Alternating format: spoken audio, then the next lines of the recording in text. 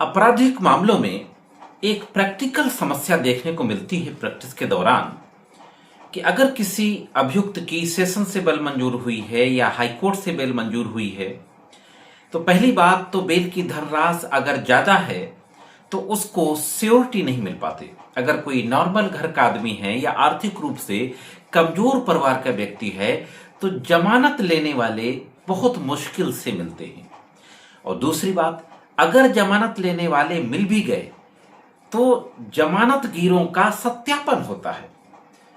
अगर किसी व्यक्ति ने अपनी किसी खेती बाड़ी या प्लॉट के कागज लगाए हैं तो संबंधित तहसील से या रजिस्ट्रार के कार्यालय से उसकी सेल डीड का या खतौनी वगैरह का खेती के कागजों का वेरिफिकेशन होगा और उसके रेजिडेंस के संबंध में एड्रेस वेरिफिकेशन के लिए पुलिस से वेरिफिकेशन होता है। और वेरिफिकेशन में पुलिस काफी वक्त लगा देती है और पैसा लेने के चक्कर में ये जो वक्त लगता है ये करप्शन की वजह से लगता है। नतीजा क्या निकलता है कि समय ज्यादा लगता है और बेल मंजूर होने के बाद भी महीनों तक, हाँ दोस्तों, कभी कभी तो महीने से भी ज्यादा आरोपियों को, कैदियों को जेलों के अंदर रहना पड़ता है। मैं इस इशू को अक्सर उठाता रहता हूं जब भी किसी भी तरीके का कोई मूवमेंट होता है कि पुलिस वेरिफिकेशन में जेन्युइन सियोरिटी होने के बाद भी पैसा लिए बगैर सही रिपोर्ट नहीं लगाती है। और ना सिर्फ पुलिस बल्कि चाहे वो तहसील हो या कोई अन्य सरकारी ऑफिस हो, ज्यादातर की मैं बात कर रहा हूं, कुछ को छोड़ करके। जैसे बैंक वगैरह हैं तो एफडी किसी ने लगाई है तो वहां जरूर किसी तरीके का कोई करप्शन नहीं है, लेकिन बाकी अगर आरटीओ है, किसी ने गाड़ी लगाई है या खेती के कागज लगाए हैं तो बिना इलीगल तरीके से लेन देन के सही रिपोर्ट सही समय पे नहीं आती है। साथियों, इलाहाबाद हाई कोर्ट एक मामला गया। ये मामला था Sohrab Ali versus state of UP. और अभी 4 नवंबर को, बहुत ही लेटेस्ट मामला है, 4 नवंबर को पूरी डिटेल आपकी स्क्रीन पर है केस की। इस पे इलाहाबाद हाई कोर्ट के न्यायमूर्ति जस्टिस अरुण कुमार सिंह देशवाल ने एक बहुत बेहतरीन ऑर्डर पारित किया। आज के हम वीडियो को 2 पार्ट में करेंगे। हम पहले पार्ट में बताएंगे कि इस समस्या पर इलाहाबाद हाई कोर्ट के न्यायमूर्ति महोदय ने किस तरीके की बातें कही हैं और क्या आदेश दिया है। दूसरे पार्ट में हम बात करेंगे कि इस इशू को लेकर के सुप्रीम कोर्ट की गाइडलाइंस को ध्यान में रखते हुए कई दिशा निर्देश जारी किए हैं। हाँ दोस्तों, 7 अहम दिशा निर्देश जारी किए हैं। तो उन दिशा निर्देशों के बारे में दूसरे पार्ट में बातचीत करेंगे। साथियों, जो मामला इलाहाबाद हाई कोर्ट पहुंचा, यह एक किडनैपिंग का मामला था। अपहरण की बेल की सुनवाई हो रही थी।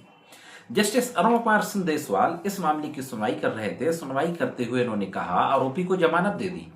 जमानत देते हुए कहा कि जमानत आदेशों के क्रियान्वयन में लगातार देरी हो रही है। न्यायमूर्ति ने कहा कि संविधान के अनुच्छेद 21 के तहत संरक्षित व्यक्तिगत स्वतंत्रता को प्रशासनिक ढिलाई के कारण सीमित नहीं किया जा सकता। बहुत बड़ा महत्वपूर्ण है आर्टिकल 21 का, पर्सनल लिबर्टी का। तो कोर्ट ने कहा कि प्रशासनिक ढिलाई के कारण इसको सीमित नहीं किया जा सकता।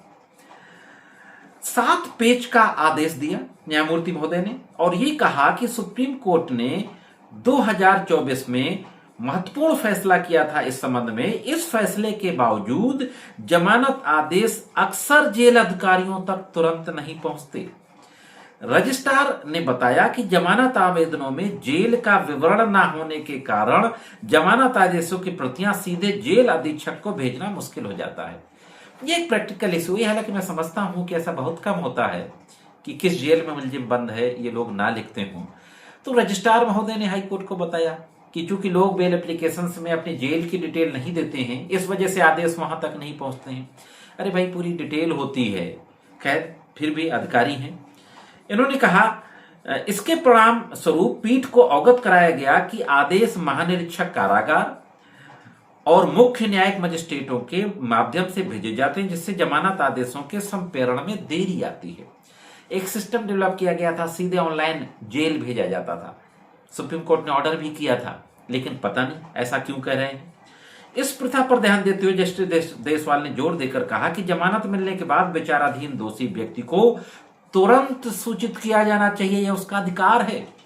उसको जमानत मिल गई, आप तुरंत सूचना दो, दिस इज राइट, प्रिजनर का अधिकार है। अदालत ने आगे कहा यह सुनिश्चित करने के लिए कि न्यायिक व्यवस्था, जेल प्रशासन या राज्य के किसी अन्य तंत्र की ढिलाई के कारण कोई व्यक्ति जेल में बंद ना रहे।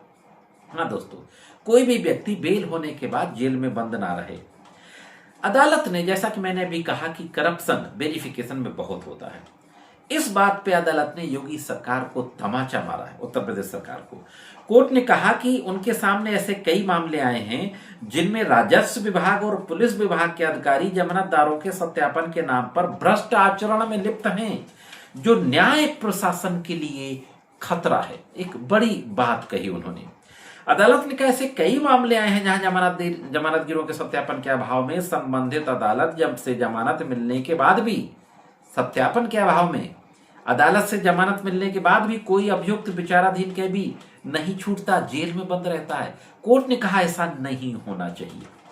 जमानतगिरों का सत्यापन कोर्ट परिसर में ही इलेक्ट्रॉनिक प्रक्रिया के माध्यम से किया जाना चाहिए। बहुत बड़ी बात कही। अगर आरटीओ का है तो आप ऑनलाइन देखिए गाड़ी किसके नाम है, कोई खेती का कागज लगाया भूलेख.com से, या अगर किसी दूसरे स्टेट का है तो उस स्टेट की जो वेबसाइट है जमीन की उससे देखिए, बैंक का है तो बैंक की वेबसाइट से देखिए। कुल मिला के ये ऑनलाइन सिस्टम डेवलप होना चाहिए। हाईकोर्ट ने कहा इलेक्ट्रॉनिक तरीके से, इलेक्ट्रॉनिक प्रक्रिया के माध्यम से सत्यापन कोर्ट परिसर में किया जाना चाहिए, ताकि दोषी जमानत मिलने के बाद एक भी दिन जेल में ना रहे। बड़ी बात कही न्यायमूर्ति ने कि जमानत मिलने के बाद एक भी दिन व्यक्ति जेल में नहीं रहना चाहिए। अदालत ने यह भी कहा कि जमानत आदेश प्रबंधन प्रणाली, जो बेल ऑर्डर मैनेजमेंट सिस्टम है, उसको लागू होने के बाद भी जेल अधिकारी अक्सर अदालतों से रिहाई आदेश प्राप्त होने के बाद शाम को करते हैं। अक्सर आप देखते होंगे पूरे उत्तर प्रदेश में आदेश किसी भी समय जेल पहुंच जाए, 2 बजे 3 बजे 4 बजे, लेकिन रिहाई शाम को होती है। ऐसा कोई नियम नहीं है कि शाम के ही की जाएगी। ये भी कोर्ट ने कहा कि जेल मैनुअल में, जेल नियमावली में ऐसी प्रथा का कोई स्थान नहीं है।